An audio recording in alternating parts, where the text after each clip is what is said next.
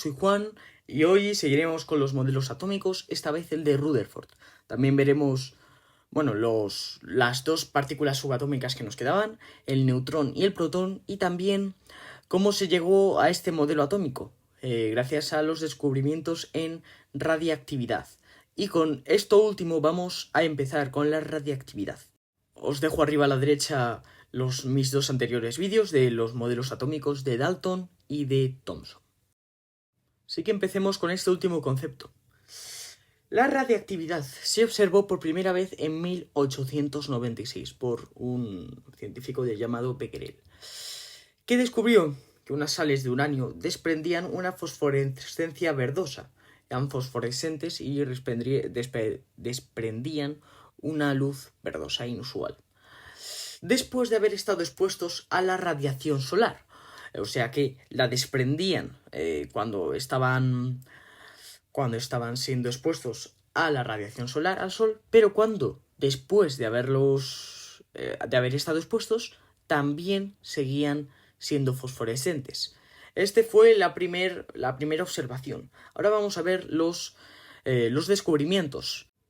El primero de Pierre y Marie Curie, que descubrieron que este fenómeno se presentaba en muchos más elementos y provenían de los átomos.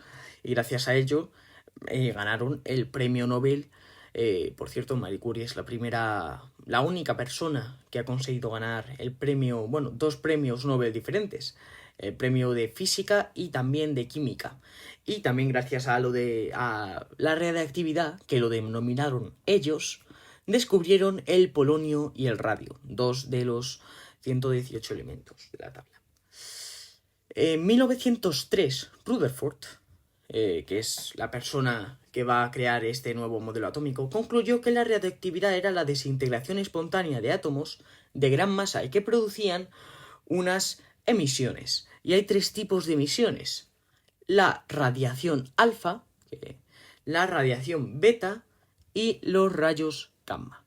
Ya veis, estas letras extrañas son letras griegas. En la radiación alfa, este tipo de emisión tiene poca penetración, penetra poco y tiene carga positiva, mientras que la beta tiene mucha más penetración y carga negativa, y los rayos gamma tienen mucha penetración, mucho más que beta, y no tienen carga. Entonces, gracias a la radiación alfa, que ahora lo veremos, Rutherford creará este modelo que vamos a ver ahora. Descubrió que el átomo tenía dos partes, la corteza y el núcleo. El núcleo está en el centro del átomo y tiene una carga positiva, y también es la mayor parte de la masa.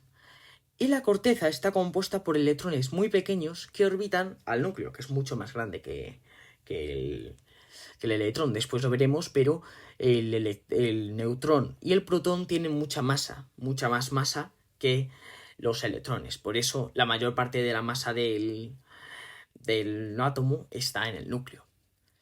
Y ahora veremos el experimento. Este se llamaba el bombardeo de partículas alfa. Bien, bombardeaba, aquí vemos arriba a la derecha una lámina de oro con partículas alfa. Recordemos que tenían poca penetración y carga positiva. Entonces, ¿qué descubrió Rutherford? Pues que la mayoría pasaban. Muchas pasaban sin desviarse. Otras pocas se desviaban un poco. Aquí vemos las verdes, aquí abajo. Y solo había unas mínimas que volvían para allá. Casi que volvían en un grado de más de 180 grados, ¿no? O de 90 grados. Así que, ¿cómo pudo explicar esto? Con esto explicó que el átomo está prácticamente vacío. Las partículas que no se movían nada, recordemos que eran partículas positivas, pasaban por el espacio vacío del átomo, sin acercarse mucho al núcleo ni a los electrones. Entonces, aquí pudo saber que la mayoría era espacio vacío. Las que se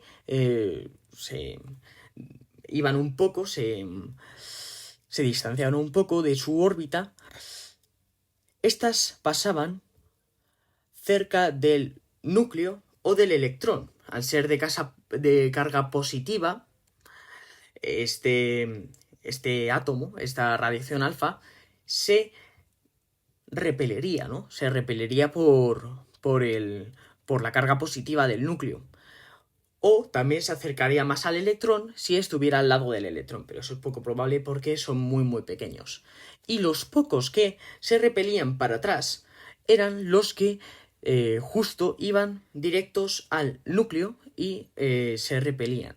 Entonces aquí vemos que también el espacio que ocupa el núcleo es muy pequeño comparado al que ocupa todo el átomo. No es muy pequeño, pero sí que es pequeño. La mayor parte es espacio vacío. Podéis observar este experimento aquí abajo en la representación que he hecho abajo, ¿no? Que la mayoría, las amarillas, siguen recto, las verdes se desvían y las rojas se repelen, ¿no? Ahora vamos con el neutrón y el protón, que son las partículas que se descubren con este modelo.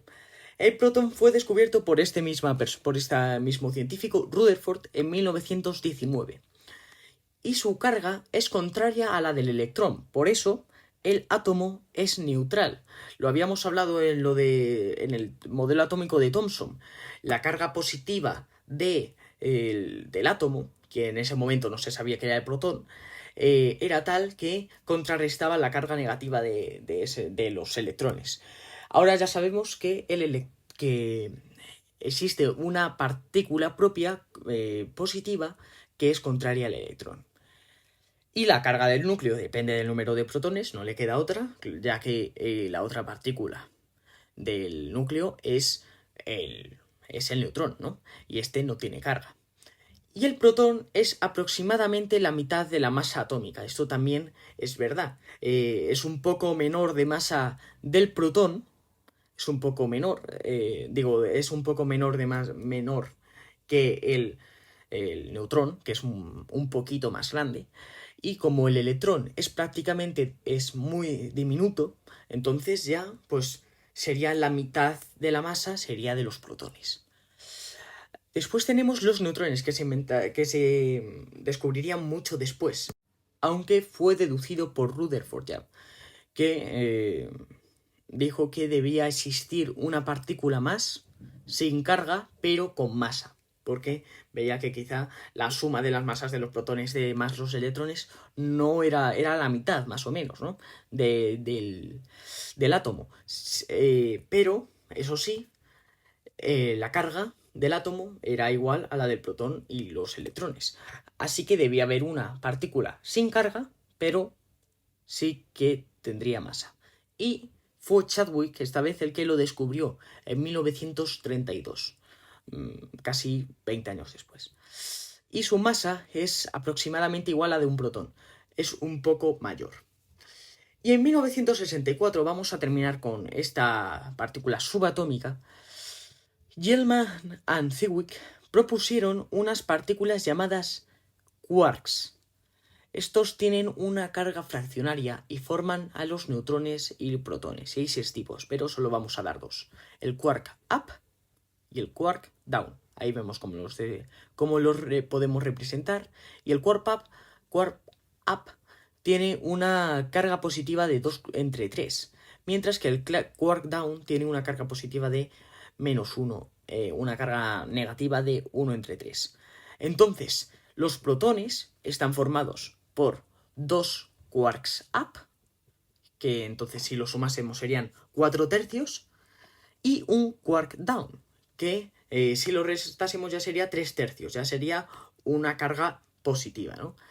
Y mientras que el neutrón está formado por un quark up, tiene una carga de 2/3 positiva, y -2 quark down, o sea, -2/3, si lo restamos, y entonces ya no saldría 0, la carga sería 0, ya no, no tiene carga, como vemos.